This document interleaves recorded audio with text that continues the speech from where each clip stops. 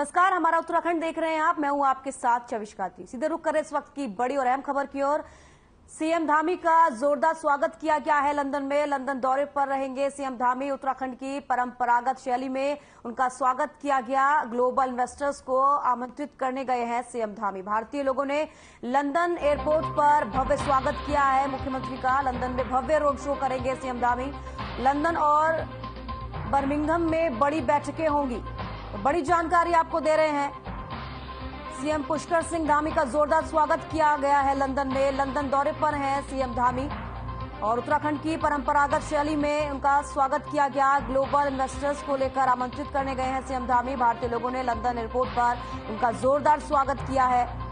CM Dhami का जोरदार स्वागत हुआ है लंदन में और लंदन में भव्य रोड शो करेंगे सीएम धामी। बड़ी जानकारी आपको दे रहे हैं। उत्तराखंड की परंपरागत शैली में स्वागत किया गया। ग्लोबल इन्वेस्टर्स को आमंत्रित करने गए हैं सीएम धामी। भारतीय लोगों ने लंदन एयरपोर्ट पर सीएम धामी का जोरदार स्वागत किया है। तस्वीरें भी आपके सामने हैं, आप देख सकते हैं। लंदन दौरे पर है सीएम पुष्कर सिंह धामी और उनका वहां पर जोरदार स्वागत किया गया है। तो ग्लोबल इन्वेस्टर्स को लेकर वहां पर आमंत्रित करने के लिए गए हुए हैं सीएम पुष्कर सिंह धामी और भारतीय लोगों के द्वारा भी और अन्य लोगों के द्वारा भी उनका जोरदार स्वागत किया गया है। तो लंदन दौरे पर रहेंगे सीएम धामी। तस्वीरें आपके सामने टीवी स्क्रीन पर हैं। तो भव्य रोड शो करेंगे सीएम धामी लंदन में। लंदन दौरे पर रहेंगे सीएम धामी। उनका जोरदार स्वागत किया गया।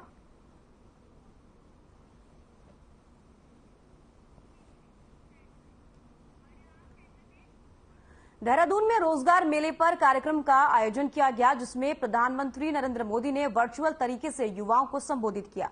इस मौके पर केंद्रीय ऊर्जा राज्य मंत्री कृष्णा राज ने युवाओं को नियुक्ति पत्र वितरित किए। युवाओं का कहना है कि जिस तरह से प्रधानमंत्री नरेंद्र मोदी ने उन्हें संबोधित किया है, इससे वे काफी उत्साहित हैं और अपनी जिम्मेदारियों का सही तरीके से निर्वहन करेंगे।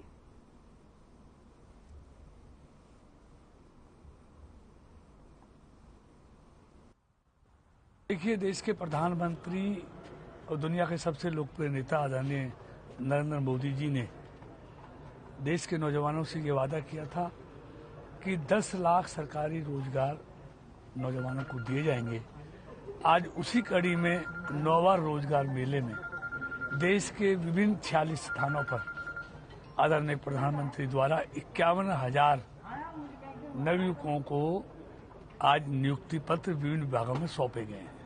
देखिए, ये नियुक्ति पत्र लेके हमें बहुत ही हर्ष, बहुत ही खुशी हो रही है और जो प्रधानमंत्री जी की ये योजना है कि 10 लाख, लगभग ये 9 लाख से ज़्यादा युवाओं को रोज़गार दे चुके हैं, ये बहुत ही अच्छी योजना है।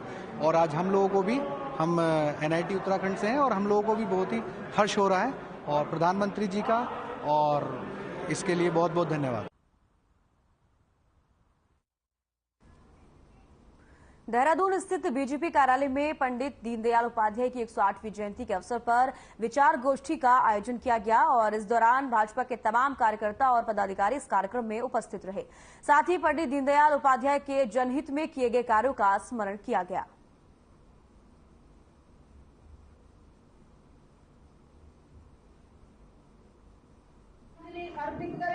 जोशीमठ के अंदर विद्युत का जो NTPC का प्रोजेक्ट है, उसके बाद इस रिपोर्ट में जो तथ्य आए हैं उस तथ्य का एक पक्ष है, लेकिन किसी को भी किसी तथ्य पर संदेह होता है तो उसको अपनी बात रखने का अधिकार है, अपनी बात पहुंचा सकता है। और मैं इस रूप में कह रहा हूं कि उत्तराखंड के अंदर एक ही अनेकों प्रोजेक्ट जल विद्युत के चल रहे हैं और हर जल विद्युत परियोजना के बनने से पहले भी सब प्रकार की जांच होती है, उसकी मॉनिटरिंग होती है, तभी अनुमति मिलती है। और किस विषय को किस रूप में आज देखा जा रहा है, ये आज एक प्रश्न चिन्ह हो सकता है, लेकिन ये सत्य है कि जोशीमठ के अंदर जिस प्रकार की घटना हुई है ये दोबारा ना हो, इसके लिए केंद्र सरकार स्तर पर भी, राज्य सरकार स्तर पर हम लोग कटिबद्ध हैं। देखिए, वो तो हमेशा जनता को भ्रमित करने का कार्य करते हैं।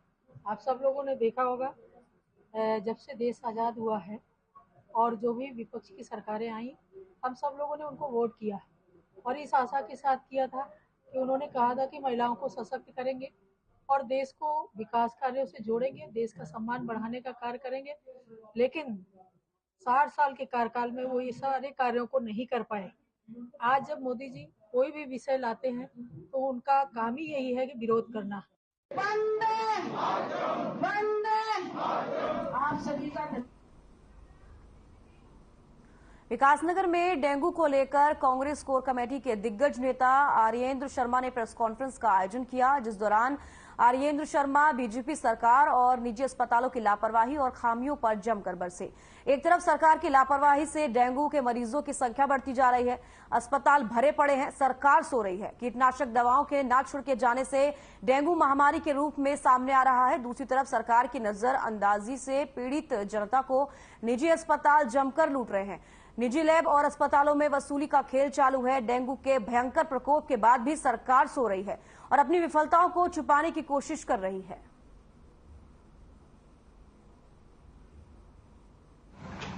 तो किसी भी आम आदमी का जो डेंगू एक बुखार अगर है तो 3 लाख का बिल क्यों आ रहा है जी।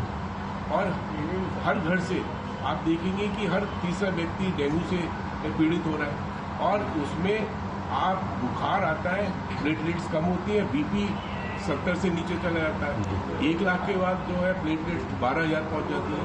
मेरे कई साथी, मैं कई अस्पतालों में गया हूँ कल पूरे दिन, देखा कि यंग बच्चों को हो रही है और डेथ रेट बहुत ज्यादा है, लेकिन वो अभी संज्ञान में नहीं लाए जा रहे। उसकी जो है सरकार कुछ आंकड़े छुपा रही है। जितनी मौतें हो रही है वो मौतों का एक हम कहते हैं उनको आंकड़ा पूरा जो है जनता के सामने लाया जाए। बहुत ज्यादा आईसीयू में या ये बहाना करके गरीब को परेशान किया जाता है और सही समय पर उसको इलाज यहाँ पर आए और इस प्रेस वार्ता में भाग लिया। तो सरकार गरीबों का जो है वो अस्पताल जो है गरीबों का खून चूसना बंद करे। एक एक ऐसी जानकारी मिली है हमको, मैं कल ही ग्राफिक कैरा में गया था, वहां 9,000 बहुत ज्यादा आईसीयू में या ये बहाना करके।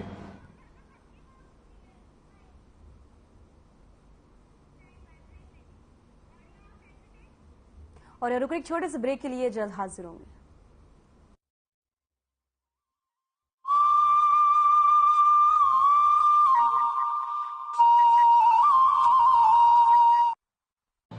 डेंगू से बचने के लिए जरूरी है आसपास पानी जमा ना होने दें। डेंगू से बचाव करना है तो याद रखिए ये सारी बातें। डेंगू के मच्छर साफ पानी में पनपते हैं, इसलिए अपने आसपास पानी जमा नहीं होने देना है और रखनी है साफ सफाई।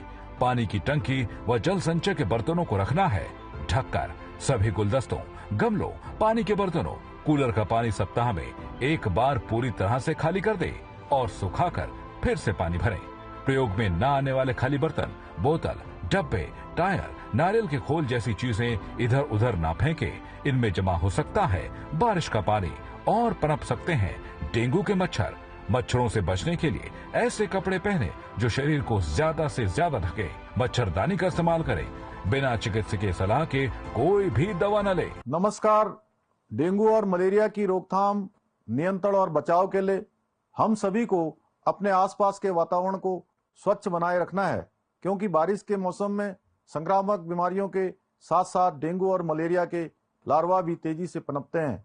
मेरा आप सभी से आग्रह है कि अपने घर में और घरों के आसपास साफ सफाई रखें, जल भराव न होने दें, ताकि डेंगू और मलेरिया की रोकथाम व नियंत्रण के लिए इस बीमारी की मूल वजह पर चोट की जा सके।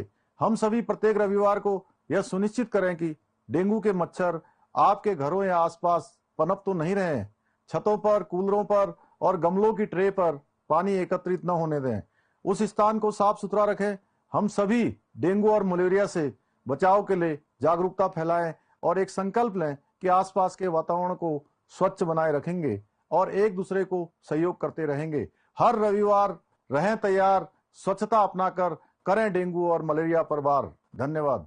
जागरूकता के साथ बरतनी है सावधानी। उत्तराखंड को वर्ष 2025 तक देश का अग्रणी राज्य बनाने का लक्ष्य लेकर औद्योगिक विकास की अपार संभावनाओं को हकीकत बनाते हुए राज्य सरकार ने बेहतर नीतियों और प्रयासों से उद्योगपतियों को उत्तराखंड की ओर आकर्षित किया है। तभी तो आज देश विदेश से बड़ी संख्या में उद्योग समूह निवेश के लिए आगे आ रही हैं।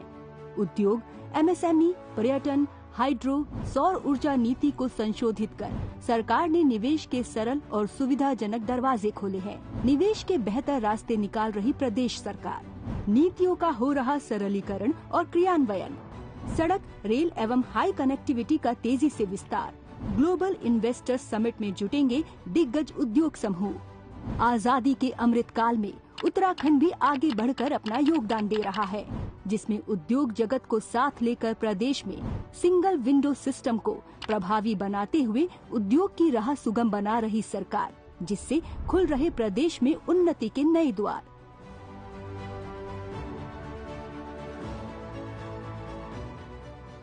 प्रदेश में निवेश की संभावनाओं को बढ़ाने और राज्य में अधिक निवेशकों को आकर्षित करने के लिए ग्लोबल इन्वेस्टर्स समिट का आयोजन इसी दिशा में एक ऐतिहासिक अवसर बनेगा, जो राज्य में पर्यटन, उद्योग, IT, स्वास्थ्य, उच्च शिक्षा एवं अन्य विभिन्न क्षेत्रों में राज्य में निवेश की ऊंची उड़ान भरेगा। इसी दिशा में उद्यमियों के साथ सरकार ने सशक्त उत्तराखंड मिशन लॉन्च करने और अगले 5 वर्षों में राज्य की GSDP को दुगना करने का लक्ष्य सामने रखा है। इस लक्ष्य को हासिल करने के लिए उत्तराखंड ग्लोबल इन्वेस्टर्स समिट 2023 का आयोजन उत्तराखंड के समग्र विकास की दिशा में है एक मजबूत कदम। चहुमुखी सुविधाओं का तेजी से हो रहा विस्तार, औद्योगिक जगत को आकर्षित कर रही सरकार।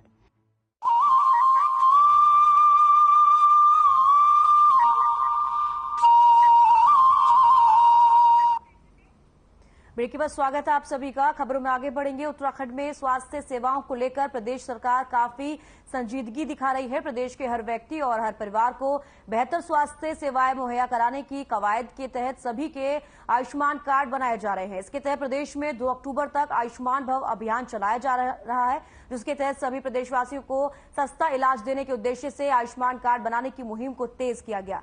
साथ ही ID कार्ड बनाने के लिए भी DM को नोडल अधिकारी बनाया गया है। देहरादून की DM सोनिका ने बताया कि सभी लोगों को आयुष्मान भव अभियान के लिए जागरूक किया जा रहा है, जिसके लिए पोर्टल भी बनाया गया है, जो अब ठीक काम कर रहा है।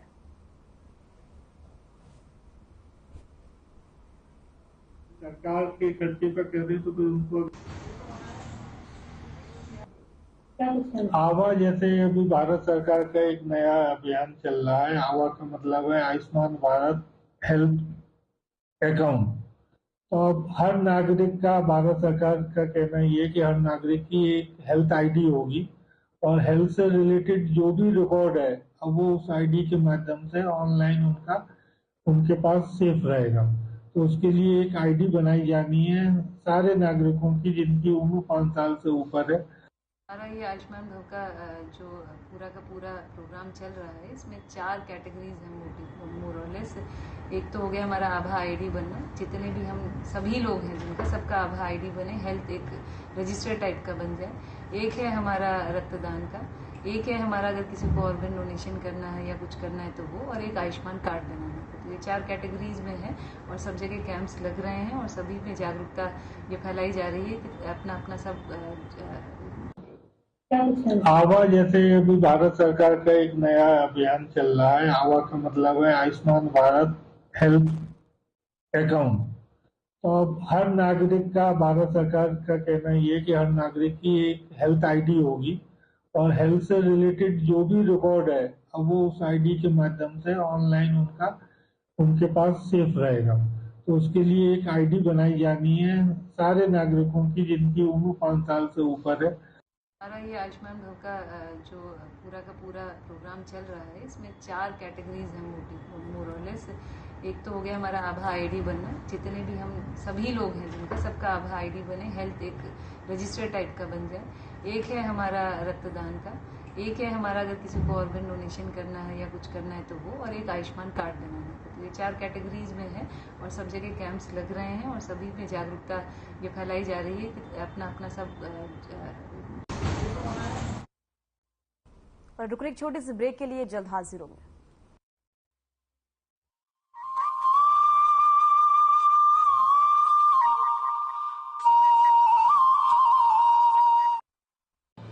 डेंगू से बचने के लिए जरूरी है आसपास पानी जमा ना होने दें। डेंगू से बचाव करना है तो याद रखिए ये सारी बातें। डेंगू के मच्छर साफ पानी में पनपते हैं, इसलिए अपने आसपास पानी जमा नहीं होने देना है और रखनी है साफ सफाई। पानी की टंकी व जल संचय के बर्तनों को रखना है ढककर। सभी गुलदस्तों गमलों, पानी के बर्तनों, कूलर का पानी सप्ताह में एक बार पूरी तरह से खाली कर दें और सुखाकर फिर से पानी भरें। प्रयोग में न आने वाले खाली बर्तन, बोतल, डब्बे, टायर, नारियल के खोल जैसी चीजें इधर उधर ना फेंके। इनमें जमा हो सकता है बारिश का पानी और पनप सकते हैं डेंगू के मच्छर। मच्छरों से बचने के लिए ऐसे कपड़े पहने जो शरीर को ज्यादा से ज्यादा ढके। मच्छरदानी का इस्तेमाल करें। बिना चिकित्सकीय सलाह के कोई भी दवा न ले। नमस्कार। डेंगू और मलेरिया की रोकथाम, नियंत्रण और बचाव के लिए हम सभी को अपने आसपास के वातावरण को स्वच्छ बनाए रखना है, क्योंकि बारिश के मौसम में संक्रामक बीमारियों के साथ साथ डेंगू और मलेरिया के लार्वा भी तेजी से पनपते हैं। मेरा आप सभी से आग्रह है कि अपने घर में और घरों के आसपास साफ सफाई रखें, जल भराव न होने दें, ताकि डेंगू और मलेरिया की रोकथाम व नियंत्रण के लिए इस बीमारी की मूल वजह पर चोट की जा सके। हम सभी प्रत्येक रविवार को यह सुनिश्चित करें कि डेंगू के मच्छर आपके घरों या आसपास पनप तो नहीं रहे। छतों पर, कूलरों पर और गमलों की ट्रे पर पानी एकत्रित न होने दें। उस स्थान को साफ सुथरा रखें। हम सभी डेंगू और मलेरिया से बचाव के लिए जागरूकता फैलाएं और एक संकल्प लें कि आसपास के वातावरण को स्वच्छ बनाए रखेंगे और एक दूसरे को सहयोग करते रहेंगे। हर रविवार रहें तैयार, स्वच्छता अपनाकर करें डेंगू और मलेरिया पर वार। धन्यवाद। जागरूकता के साथ बरतनी है सावधानी। उत्तराखंड को वर्ष 2025 तक देश का अग्रणी राज्य बनाने का लक्ष्य लेकर औद्योगिक विकास की अपार संभावनाओं को हकीकत बनाते हुए राज्य सरकार ने बेहतर नीतियों और प्रयासों से उद्योगपतियों को उत्तराखंड की ओर आकर्षित किया है। तभी तो आज देश विदेश से बड़ी संख्या में उद्योग समूह निवेश के लिए आगे आ रही हैं। उद्योग, एमएसएमई, पर्यटन, हाइड्रो, सौर ऊर्जा नीति को संशोधित कर सरकार ने निवेश के सरल और सुविधाजनक दरवाजे खोले हैं। निवेश के बेहतर रास्ते निकाल रही प्रदेश सरकार। नीतियों का हो रहा सरलीकरण और क्रियान्वयन। सड़क, रेल एवं हाई कनेक्टिविटी का तेजी से विस्तार। ग्लोबल इन्वेस्टर्स समिट में जुटेंगे दिग्गज उद्योग समूह। आजादी के अमृत काल में उत्तराखंड भी आगे बढ़कर अपना योगदान दे रहा है, जिसमें उद्योग जगत को साथ लेकर प्रदेश में सिंगल विंडो सिस्टम को प्रभावी बनाते हुए उद्योग की राह सुगम बना रही सरकार, जिससे खुल रहे प्रदेश में उन्नति के नए द्वार।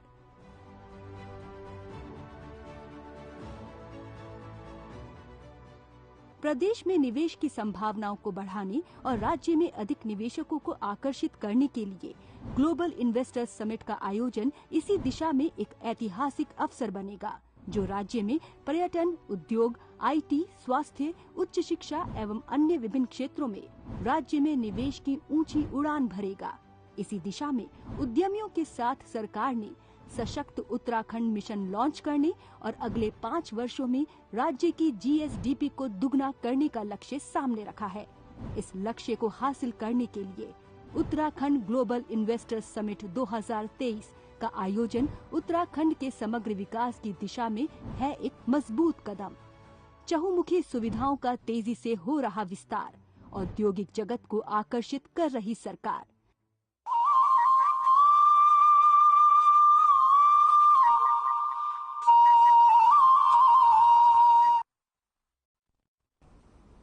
ब्रेक के बाद स्वागत है आप सभी का। जिलाधिकारी देहरादून सोनिका ने सोमवार को कचहरी परिसर स्थित ऋषि पन्ना सभागार में जनता दरबार आयोजित किया, जिसमें तकरीबन 97 जन शिकायतें मिली हैं। जिलाधिकारी सोनिया ने कहा कि इस बार सबसे ज्यादा शिकायत जमीनी विवाद, बिजली, पानी, आपदा इत्यादि से जुड़ी हुई मिली, जिस पर अधिकारियों को शिकायतों का निस्तारण करने के लिए निर्देशित किया गया। साथ ही जिलाधिकारी ने बताया कि मानसून सीजन के अंतिम चरण में आपदा से हुए नुकसान पर नियमबद्ध कार्य करने के लिए भी अधिकारियों को निर्देशित किया गया है। डिस्प्यूट्स हैं और बिजली, पानी, आपदा, इसी से रिलेटेड हमारे पास कुछ शिकायतें आई हैं और हमने कोशिश की है कि मौके पे ही सभी का निस्तारण हो जाए। लैंड डिस्प्यूट से रिलेटेड जो मामले हैं वो हमने एसडीएम को बोल दिया है कि वो अपने लेवल पे इनका तत्काल निस्तारण।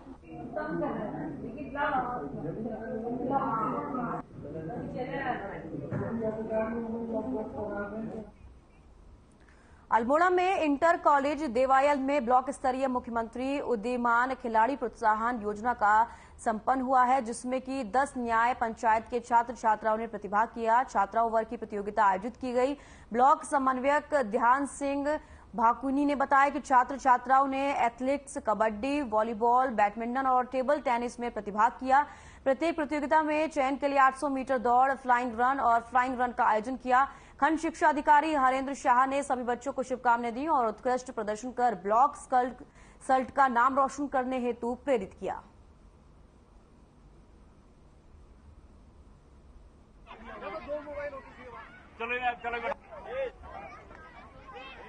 माननीय मुख्यमंत्री उदीयमान प्रोत्साहन योजना के अंतर्गत राजकीय इंटर कॉलेज देवायल में हमारी 14 से लेकर 23 वर्ष तक जो आयु वर्ग के बालक बालिकाएं हैं, उनकी प्रतियोगिताएं संपन्न हो चुकी हैं, जिसमें 10 न्याय पंचायत के विकासखंड सल्ट के न्याय पंचायत के बालक बालिकाओं द्वारा 14 से 17 वर्ष आयु वर्ग, 17 से 19, 19 से 21 और 21 से 23 आयु वर्ग के बच्चों द्वारा प्रतिभाग किया गया है।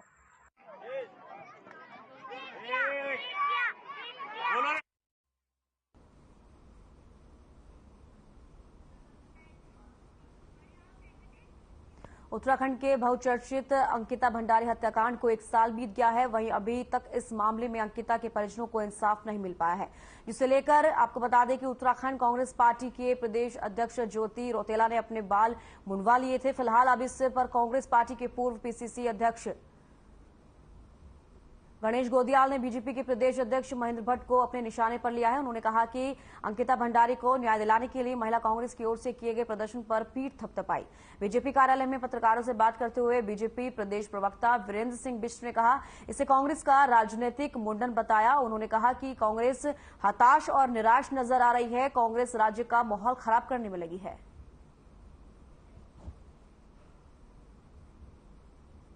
देखिए, कांग्रेसियों का ये राजनीतिक मुंडन है। कांग्रेस हताश और निराश है। अपनी राजनीति तलाश करने के लिए, अपने को पुनर्स्थापित करने के लिए वो इस तरीके से कृत्य कर रही है और राज्य के माहौल को खराब करना चाहती है। सनातन धर्म का भी कांग्रेसियों को ज्ञान नहीं है। इस तरीके से मुंडन कराना ये उनके लिए ही सनातन धर्म की उपेक्षा रहने वाली है। उनको डरना चाहिए, समझना चाहिए कि मुंडन का मतलब क्या है।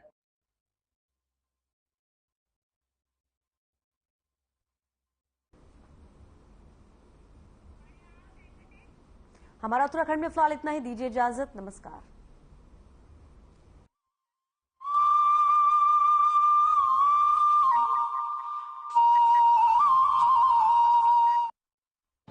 डेंगू से बचने के लिए जरूरी है